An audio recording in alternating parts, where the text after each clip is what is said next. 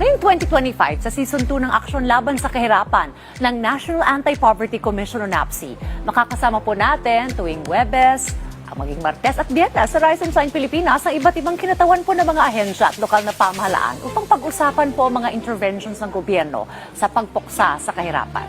At sa ating bagong season, tututukan pa rin po natin ang convergence o yung pagsasama-sama po ng mga programa at stakeholders sa patuloy na pagpapaunlad ng mga komunidad at ng ating pamayanan.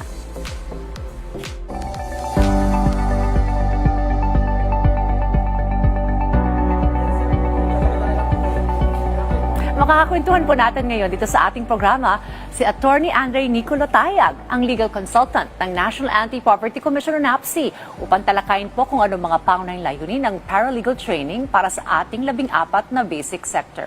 Attorney Tayag, magandang umaga po. Magandang umaga po, Ms. Dayan, at sa lahat ng takapaginig ng Aksyon Laban sa Kahirapan. Alright, well, Attorney, tell us about this paralegal training na isinasagawa po ng NAPSI. Yung paralegal training ay eventually matagal na siyang ginagawa ng NAPSI. Pero this time, in-institutionalize namin siya for the 14 basic sectors. Okay. So, ang idea nito is to create a bridge between the basic sector and the legal community.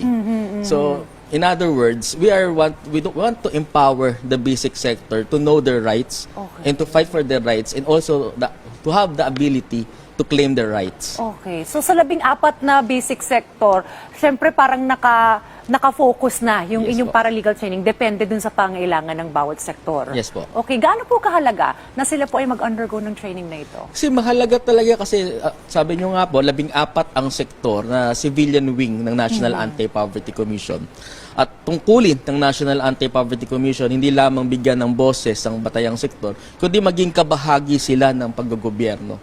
So, importante, meron silang sapat na kapasidad para at least malaman nila kung ano ba yung karapatan at ano ba yung pangangailangan sa iba't ibang aspeto ng sektor. So after undergoing the training, ano po yung mga maaari nilang gawing mga serbisyo at paano po nito napapalakas o na-empower yung ating po mga miyembro? Siguro by example, no, dito sa sabi ko nga 14 ang basic sectors ng NAPSI. Yung sa National Urban Poor naman, isa sa 14 na sektor, ang main issue niyan is the right to adequate housing. So pag pinag-usapan ng right to adequate housing, diyan napapasok yung issue ng makatao at makatarungang demolition.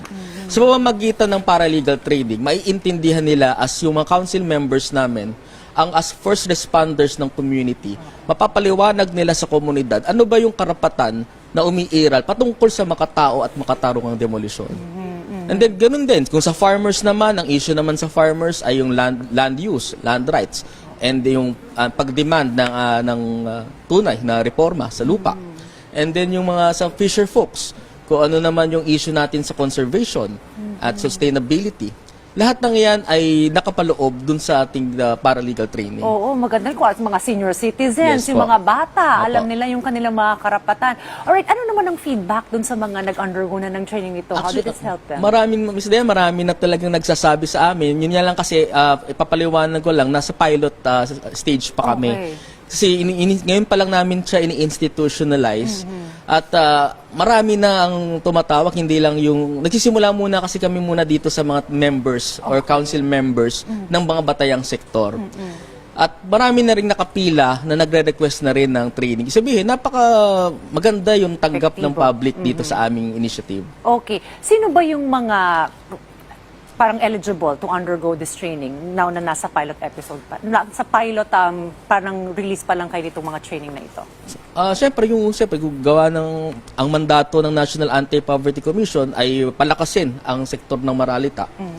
Doon pa rin tayo sa mga matatawag natin, in a way lang na ma-evaluate at ma-monitor natin itong mga beneficiaries natin itong training na ito. Ang nire-recommend ko ay siguro dapat yung mga accredited nitong mga batayang sektor para sigurado tayo na ang makakatanggap at makakagamit nitong mga kaalaman sa legal ay talagang nabibilang sa batayang sektor. Alright. Could po may kaugnayan rin po kayo or pakikipag-ugnayan sa Supreme Court Yes, with yes. this implementation? Tell us about that po.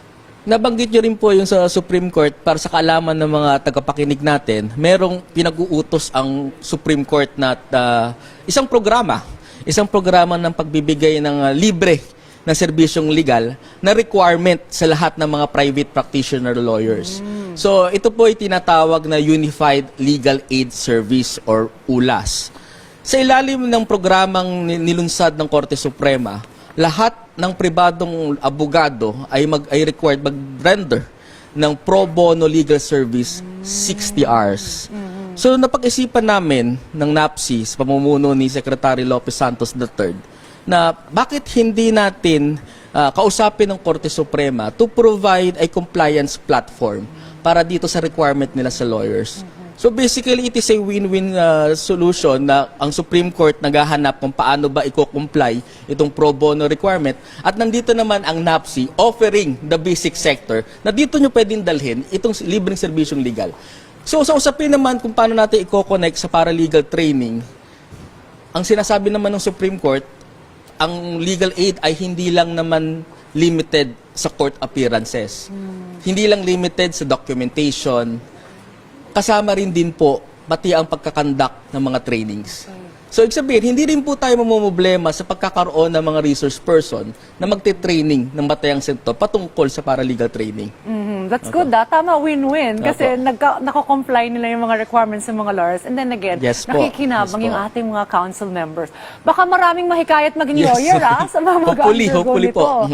Okay, so paano naman nakakatulong yung convergence approach attorney ng NAPSI kasama yung iba't ibang ahensya at yung mga stakeholders upang maging epektibo itong implementasyon ng mga paralegal trainings? Makakatulong siya in the sense na paggamit ng resources. Kasi alam naman natin sa government, ay limited ang access natin sa resources.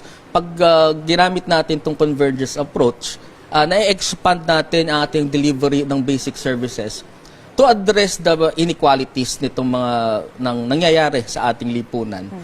Kasi kadalasan ng problema natin is talaga yung limited yung ating pwedeng gamitin para mapalawak pa ang ating mga trainings, and sad to say, ay nagiging compliant siya. Compliant approach lang siya, no? Dito, pag may convergence ka, you apply the whole of the nation approach. So, hindi lang ang government agencies ang nag-uusap dito, katuwang na rin yung private sectors sa lahat ng pwedeng nating maitulong. So, nandyan napapasok yung pagpo-provide ng mga venue, pagpo-provide ng mga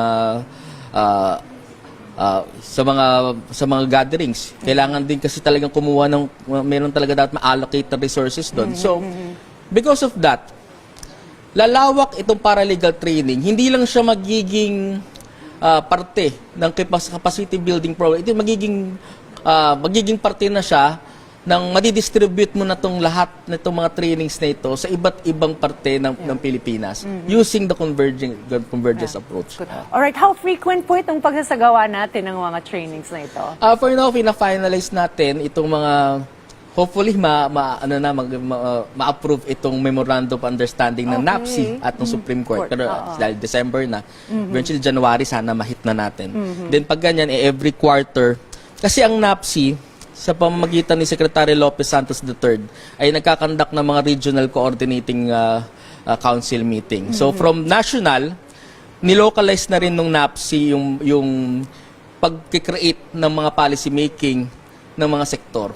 So quarterly meeting, doon natin pwedeng ipasok itong mga paralegal trading na sinimulan natin. So quarterly, magkakandak tayo ng mga tradings. Yun talagang lalabas doon. To complete the course, ilang sessions ba ito, attorney? Depende sa request ng community. For example, kung ang request ay matuto sila ng basic evidence, basic affidavit writing, ang session talaga, hindi lang dapat 2 hours, 3 hours. Ibig sabihin nun, learning session lang siya. Ito kasi is training talaga. So, talabas talaga is 2 to 3 days yan. Kaya sinasabi ko, importante talaga yung resources. Kasi 2 to 3 days ang training mo in order to capacitate the people. capacity ng basic sector. Well, ito po isang magandang hakbang, ha? Opo. I know this is in the pilot stage pa lang, pero tuloy-tuloy itong mga paralegal training sa inyo at mas papapalawig pa. At maraming salamat po, Attorney Tayag, sa pagbabahagi po ng programang ito ng NAPSI. At sa ating po mga taga-nood, salamat po sa inyong suporta at hinihikayat po namin kayong muling tumutok sa ating programa sa darating na Martes. At ito, Attorney Andre, samahan niyo ako at sabay-sabay tayong Umaksyon laban sa kahirapan.